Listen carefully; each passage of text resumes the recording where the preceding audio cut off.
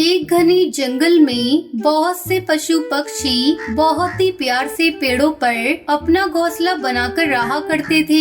उसी जंगल में एक बुलबुल नाम की चिड़िया अपनी माँ टुनटुनी और पिता कालू कौवे के साथ रहा करती थी। बुलबुल को कहानियों का बड़ा शौक था और वो कहानियों में ही खो जाया करती थी।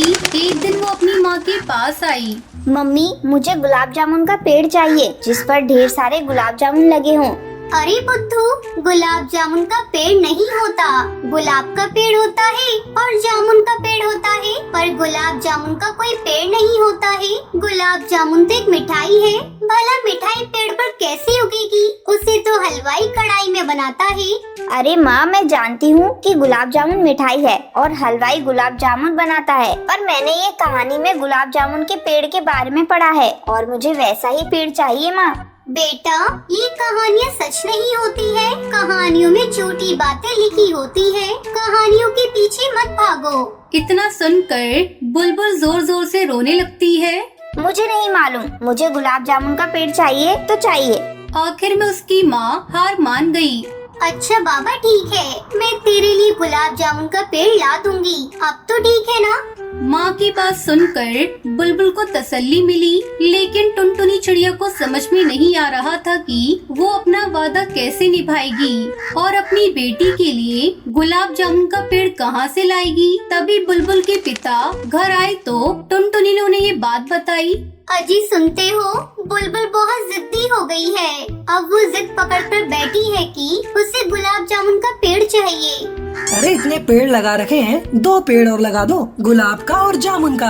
अरे नहीं, उसे मिठाई वाले गुलाब जामुन का पेड़ चाहिए।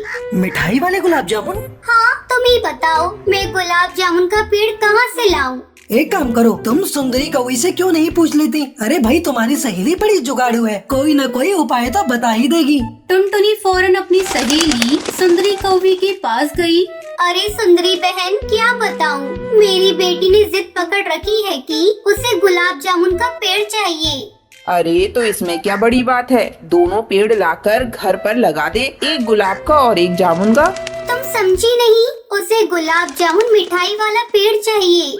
ओ, तो ये बात है, तब तो कुछ जुगाड़ लगाना पड़ेगा। क्या मतलब है जुगाड़ लगाना पड़ेगा? भला ये कैसे पॉसिबल है? Everything is possible. अपनी बेटी से कहो कि इस बार उसके जन्मदिन पर तुम उसे गुलाब जामुन का पेड़ लाकर दोगी। अब तुम जाकर जन्मदिन की तैयारी करो, उसके जन्मदिन पर गुलाब जामुन का पेड़ गिफ्ट पैक होकर तुम्हारे घर पहुंच जाएगा। ये सुनकर टुनटुनी वहाँ से चली गई और अपने घर पहुँची। उसे देखकर बुलबुल तुरंत उसके पास आई और जिद करने लगी। माँ, तुमने तो मुझसे कहा था कि मुझे गुलाब जामुन का पेड़ ला कर दोगी। अरे कितने दिन हो गए, तुम मुझे पेड़ कब ला कर दोगी? हाँ मेरी बच्ची, ले आऊंगी। इस बार जब तेरा जन्मदिन होगा तो मैं तुझे गुलाब जामुन का पेड़ गिफ्ट के रूप में दूंगी। वो पार्टी वाले दिन ही गिफ्ट पैक होकर घर पहुंच जाएगा, तो चिंता मत कर। अरे वाह, मैं जाकर अपने सभी दोस्तों को बताती हूँ कि परी कथा वाला गुलाब जामुन का पेड़ मेरे बर्थडे पर गिफ्ट पैक होकर आएगा। मेरे दोस्तों मेरा मजाक उड़ा रहे थे कि तुम मुझे बुद्धू बना रही हो और मुझे वो पेड़ लाकर नहीं दोगी। किसी तरह 2 महीने बीते। उस दिन बुलबुल का जन्मदिन था और टुनटुनी को अभी भी समझ में नहीं आ रहा था कि सुंदरी गुलाब जामुन के पेड़ का बंदोबस्त कैसे कर पाएगी। टुनटुनी चिड़िया सुंदरी के घर गई।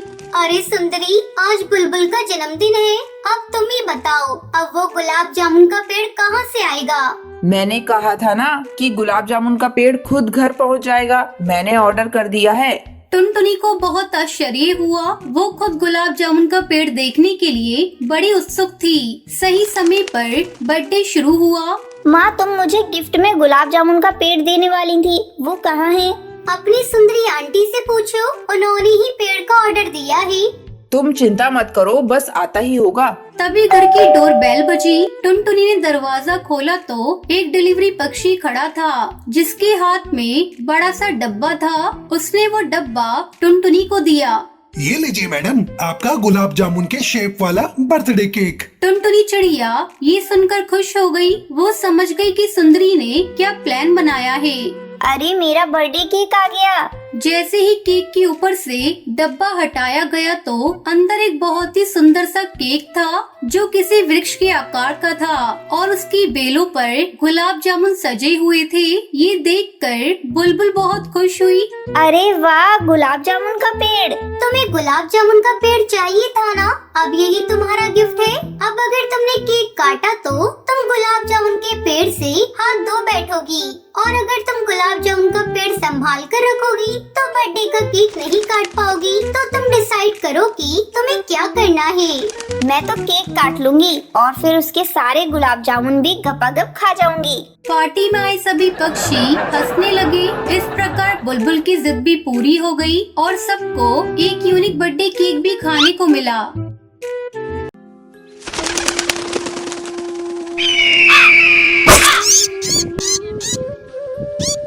रामपुर के जंगल में टुनटुनी चिड़िया अपने माता पिता के साथ रहती थी। उसके माता पिता पुराने ख्यालों के थे। एक दिन टुनटुनी चिड़िया स्कूल से पढ़कर घर आई तो उसकी माँ सुंदरी कौवी उससे कहती है, बिटिया कल से तेरा स्कूल जाना बंद।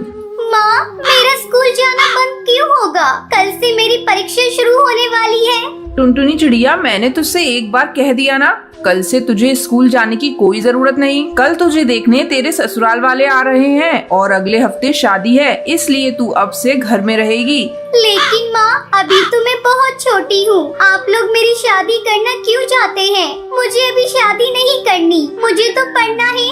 अरे करमजली, जरा धीरे बोल। तेरे पिताजी ने अगर सुन लिया तो तेरे टुकड़े टुकड़े करके फेंक देंगे। अब जाकर जल्दी से हाथ मुंह धो ले। मैं तेरे लिए भोजन परोस रही हूँ। आज मैंने तेरी मनपसंद की पनीर की सब्जी और रोटी बनाई है।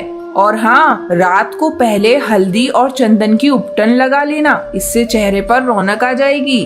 माँ, ऐसा मेरे साथ क्यों कर रही हो? क्यों मेरी दुश्मन बन गई हो? किसी तरह मेरी शादी होने से रोक लो माँ, मैं तुम्हारे आगे हाथ जोड़ती हूँ।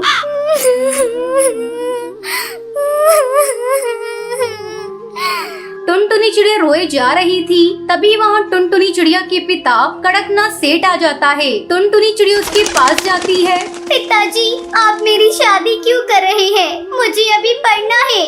टुनटुनी चिड़िया, तू कान खोलकर सुन ले, शादी तो होकर रहेगी।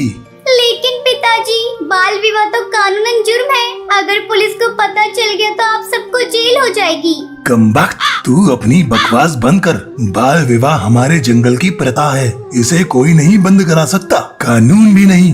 सुंदरी कौवी, इसे ले जाओ और कमरे में बंद कर दो। मैं मेहमानों के सामने कोई तमाशा नहीं देख सकता। अगले दिन टुनटुनी को देखने उसका होने वाला पति गोलू चिड़ा और उसकी सास टूनी चिड़िया वहाँ आते हैं। गोलू चिड़ा टुनटुनी चिड़िया को पसंद कर लेता है और अगले सप्ताह दोनों की शादी हो जाती है और टुनटुनी चिड़िया की पढ़ाई अधूरी ही रह जाती है। नन्ही टुनटुनी चिड़िया के कंधों पर ससुराल की जिम्मेदारी का बोझ आ जाता है। ऐसे ही दिन गुजरने लगते हैं। एक दिन गोलू चिड़ा बाजार जा रहा था, तभी एक बाज उस पर हमला कर देता है और उसे अपना शिकार बना लेता है। इस तरह टुनटुनी चिड़िया छोटी उम्र में ही विधवा हो जाती है। इस बात का पता जब उसकी माँ सुंदरी कौवी को लगता है तो वो उससे मिलने के लिए आती है। अपनी माँ को देखते ही टुनटुनी चिड़िया चिल्लाने लगती है, चली जाओ यहाँ से।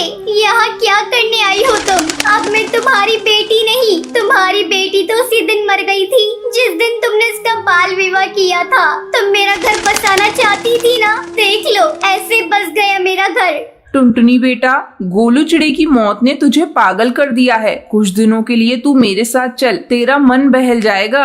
नहीं माँ, मुझे कुछ नहीं हुआ, तुम यहाँ से जाओ। मैं अपनी माँ जी को छोड़कर कहीं नहीं जाऊंगी। टुनटुनी बहू, जब तेरी माँ कह रही है तब कुछ दिनों के लिए अपने मायके चली जा। नहीं माँ जी, मैं अपनी अधूरी पढ़ाई अब पूरी करूंगी और घर घर जाकर पक्षियों को समझाऊंगी कि वो अपनी बेटियों का बाल विवाह ना करें। लेकिन बहू, तेरी बातों को पक्षी नहीं मानेंगे क्योंकि बाल विवाह इस जंगल का एक रिवाज है। माँ जी, मैं पक्षियों को समझाने में अपनी जी जान लगा दूंगी। मैं उनसे कहूँगी कि वो पहले अपनी बेटियों को पढ़ लिख कर अपने पैरों पर खड़ा होने दे, फिर उनका विवाह करें। ठीक है बहू, तू जैसा ठीक समझे वैसा कर। अगले दिन से टुनटुनी चिड़िया अपनी अधूरी पढ़ाई को पूरी करने के लिए स्कूल जाने लगती है और स्कूल की छुट्टी होने के बाद टुनटुनी चिड़िया पक्षियों के घर जाती और उन्हें समझाती कि वो अपनी बच्चियों को बाल विवाह ना करें। धीरे धीरे टुनटुनी चिड़िया की बातों का असर जंगल के पक्षियों पर होने लगा। अब जंगल के पक्षी अपनी बच्चियों को पढ़ाने लगे। ये सब देखकर टुनटुनी चिड़िया बहुत खुश होती है और खुशी खुशी अपनी सास टोनी चिड़िया के साथ रहने लगती है।